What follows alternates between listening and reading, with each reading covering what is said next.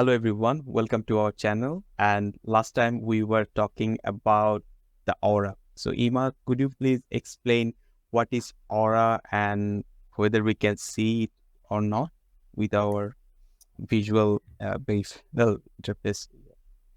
Absolutely, Tanvir. The aura is my understanding of the aura is that it's different. It's part of us and it's energy, and it's that part of our energy that kind of comes out from the body. Our aura can grow and expand to allow us to receive more connection. It can be very open, or it can be very closed when we're feeling bad or when we're feeling like we need to protect ourselves. Our auric field can come in quite close. And as I understand it, the outer layers are more connected with the divine and with the higher chakras. And yes, they are part of our experience. And the closer to the body you get, the more you're able to feel with your body and sense when somebody kind of runs their hand just off the body, for example, on your back, you'd probably feel or sense that then if you were, if you're quite tuned in. So yeah, it's part of us, but it's the part of us that's not in body really. So that's, yeah, what would you like to say about this, Tanvir? Yeah, so my perception is like you are right that we can feel the aura who are tuned already and aware of the energy. So if you are sensitive to the energy, you can feel during the session that whether energy channel is blocked or not, or whether the aura is there are any kind of cut or there are any kind of energy cord attached or not. But to me, I can feel it more in a sense like when I douse, if I feel some type of imbalance over some areas, I douse it to get a proper answer that is it a cut or is it a karmic cord or something like that, which is attached to that particular person, which is not beneficial for him or her. So my perception about aura is like that. And regarding viewing aura, honestly speaking, I can see different colors, but when I try to focus on particular person, I generally don't do it intentionally, but when it's needed, then with our peripheral vision, we can see the outer layer of energy around our bodies. So I can see a little bit that type of things, but not like other people who can see different kind of colors and how those colors are changing. So yeah, so as I can see that particular type of aura a little bit, so I believe it is possible to tune with our intuition and the visual senses to make it able to view the aura completely. Yeah, Yeah, that's my, yeah. thanks, Tanvir. Yeah, I'm with you on that. So I believe you can actually, there are techniques to learn to be able to develop your ability to see the auric field. Right. So yeah, anybody can.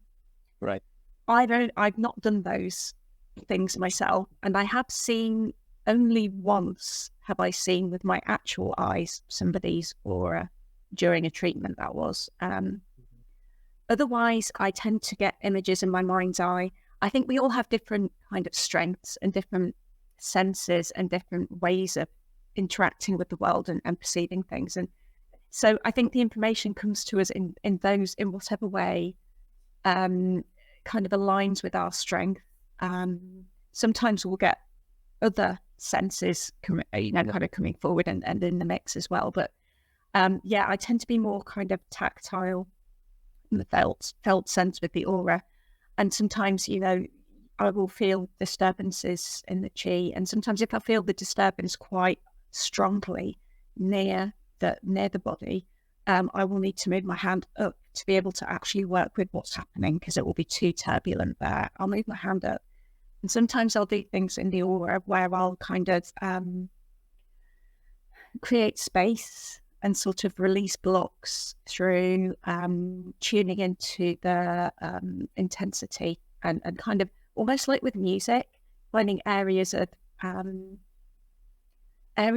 disharmony and working with those two. Yeah, it's really hard to put my finger on, but it verbally, but it comes from my background as a musician, really.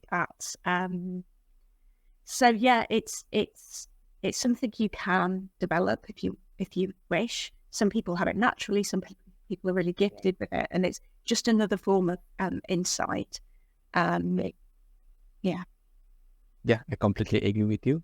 So that's lead to our next question. It is about when particular clients generally comes to us. So his or her perception is that whether that healer is psyche or not, whether he can read my thoughts or not.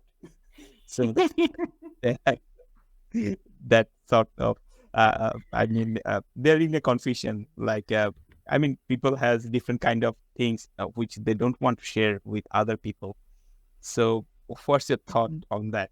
Yeah, this is a something that I think a lot of people are concerned about, because they hear about all the things that energy workers have told to their friends when they've been for a treatment, and they're sort of, did you pick anything up? And sometimes it's about the treatment. Sometimes they're a bit concerned in case you're able to, I don't know, judge them or get inside information, secrets and things like that. But no, I can't tell what your pin is. I can't read your thoughts. Sometimes if there's a quality of emotion or an idea or a concept or an image that that's going on for you, if it's something that I need to know as part of the treatment, then I will probably pick up on that. But I don't get specifics in that sort of way. I can't read your thoughts. I can't tell what you're thinking. I will pick up on your energy. So if you're thinking nasty things about me, I will probably sense some hostility there. But that's not the same thing as tuning in and hearing the words that your brain is coming up with, or things like that. So, but yeah, we are connecting with the other person's experience. So emotions, physical sensations, trauma, things like that can come forward.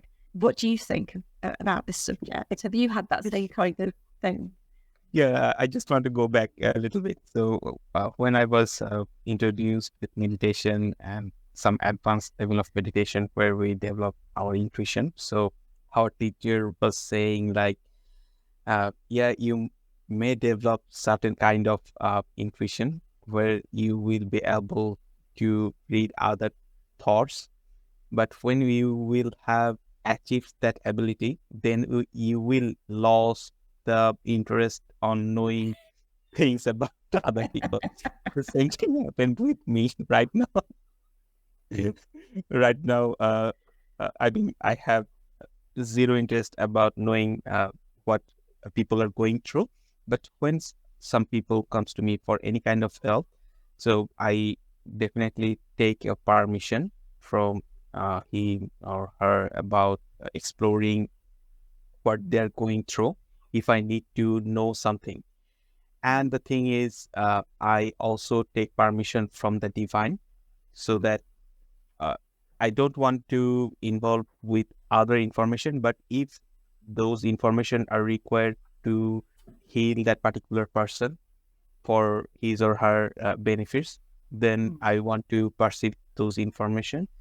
Sometimes during the treatment session, so sometimes what's happened, that particular person probably verbally gave the consent that, okay, you can carry on. But when I started to do the healing, sometimes I get a rejection, like, no, you don't have sufficient access to explore, to go down to explore why that thing is happening. So generally, then I stop. And I also believe people has those type of ability who can forcefully explore those type of things in different kind of forms. So with taking help of different type of energies, Yeah. but which is wrong, Yes. which is not right. And the thing is, when you are doing those type of things, that's mean you are trying to bend the law of universe, and which will definitely detrimentally affect the healer. So better to avoid those kind of things. Yeah. It comes down to ethics and Right. intention, doesn't it? Really, Right. if somebody gives us the permission to give them a treatment, then there will be information that comes forward. It may not resonate with them. It might actually be something to do with our own life experience that the energy kind of triggers in us, so that we will say, I recognize this. This might help because this helped with me or something. Do you know what I mean? Kind of subconsciously, it might be something that's meaningful to us that comes forward, so that we then tailor our treatment to bring in those qualities that inspires in us. And that can be a conceptual thing too. So the information that we get as healers isn't necessarily directly even related to that person's life. It may not be specific to them. It might be something about us. But it will be helpful for the treatment, and that's the primary thing. If we go in there trying to trying to read minds and things like that, and that's a breach of trust to begin with, isn't it? That's the person who's going to try and do that or think that they're okay to do that without getting permission. You shouldn't be going to them in the first place for treatment. No. Yeah, right.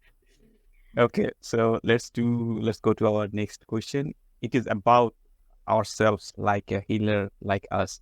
So when a healer is working or giving energy healing to his or her client, so does it like he's giving his or her own energies? The thing is it like he or she needed to be topped up with energies and then give energy healings to his or her client? So what are you thinking?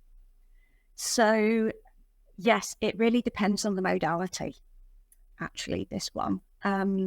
There are people who do spiritual healing at spiritualist churches and who train as spiritualist healers and mediums. I believe when you do that, you draw in and you top yourself, you charge yourself up, you bring in a lot of spirit energy, and then you give that to the person. So it's you can end up getting quite depleted and tired if you haven't taken on enough energy to begin with, perhaps. And so when healers talk about being tired or drained, it can be that it is their own energy if they're spiritual healers.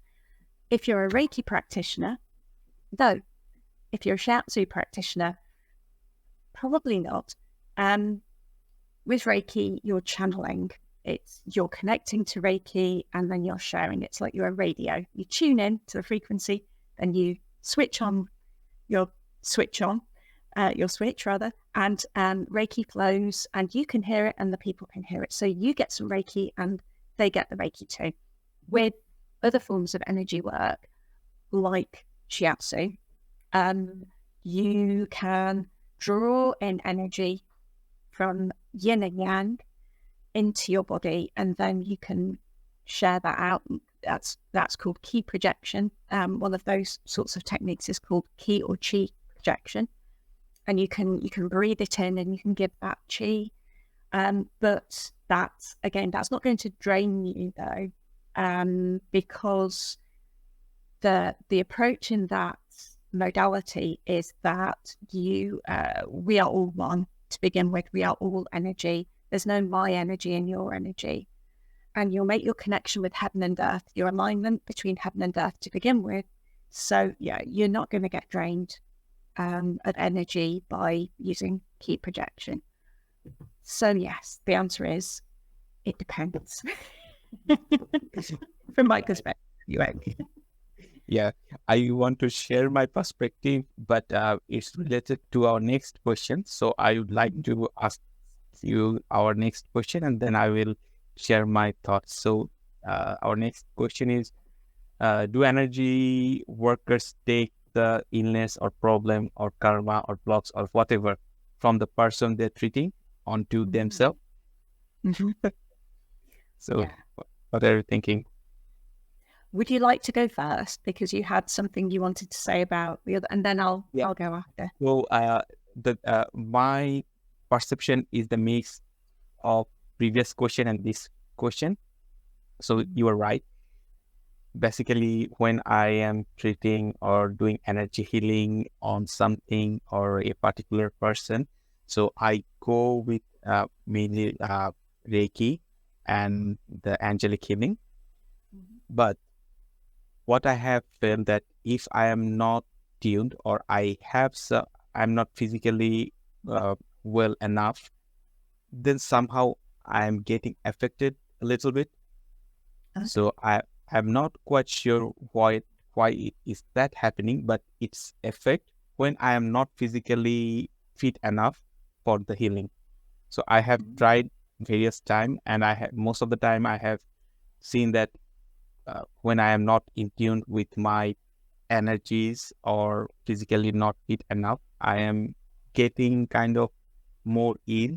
So it's like probably when, especially it's happened when I am clearing energies. So Right. it's not about healing the human, but mostly when clearing the energies of the home.